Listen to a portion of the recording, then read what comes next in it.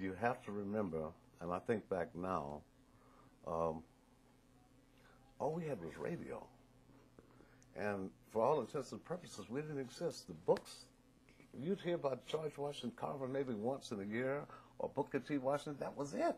It was C. Jane Run or C. Spot Run. We didn't know who we wanted to be like. There was nobody to see that you wanted to be like, you know, except when the guys kept coming through the Navy bands, and then I met Clark Terry when I was 14. Oh. And I used to wear him out. I'd sit down to bet you Palomar, did. and Basie had lost all his money gambling, so he had to cut his band down to 4 horns, and it was like Wardell Gray and Buddy DeFranco and Clark Terry. And I was on Clark's booty all that. Clark just, man, please. I said, Clark, you got to teach. Clark Terry was working with Count Basie? Yes. Yes. And he was there before with Charlie Barnett. I almost had a heart attack when I heard Clark play. I said, what? I do now. Yes. He's still better than anybody else. Yes. And I mean, I could not believe it that a trumpet player could play like him, you know. And we caught everybody that came through town. And so finally Clark gave me some lessons, told me how to put my horn here, because my lips used to bleed when I play over a B flat. And he taught me how to put it there, and he was just so kind and encouraging, and arrangements and stuff. And I knew, I just started, you know, but he never said, man, forget it, you know. And, he just hung in there with you? Huh? He just hung in there with you? Yes, he did. Yes. And still does. You So know, young. I just love him. Yes. And the greatest honor I ever had in my life was when I had my band in 1959 in free and easy in Europe, and Clark and Quentin Jackson left Duke Ellington to come in my band. Oh. I mean, honey, that was like going to, I couldn't believe it, you know, but my teacher and idol, you know, that he would be thinking of to come with the band. I mean, I've never been so proud to be musical director and so forth. Yes. And the relationship is just as of 2 nights ago. We'd sit talk about neck bones and everything. I just love him so much. I love him so much, you know. He is an extraordinary man. I agree. Amazing. And But funny. Yes, funny is right. It's very difficult to try to recreate the feeling it was back there then, because there was no, as I said, no books. Forget television. We didn't know what it was. Nobody heard of it.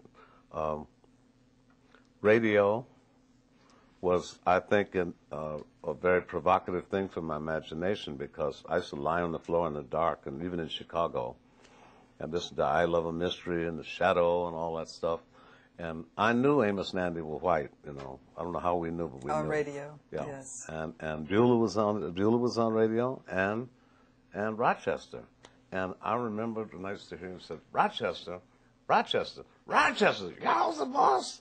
I mean, that's all we had, you know. That's all that we had for, that's what he had to do and everything else. That's what the times were about. But finding that inspiration and who you want to be like and what family you want to belong to.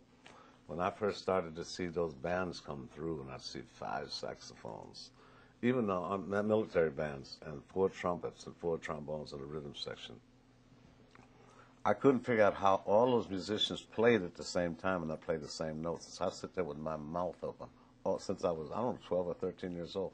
Every band.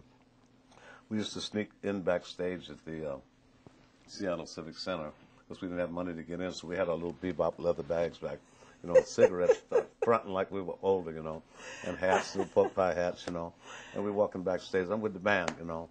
That was fine when Duke was there, Louis Armstrong, a bass, and we said, I'm with the band. He said, no, you're not with the band, man. It's Skitch Henderson, you know, or Skinny Anderson, or Stan Kenton, or somebody.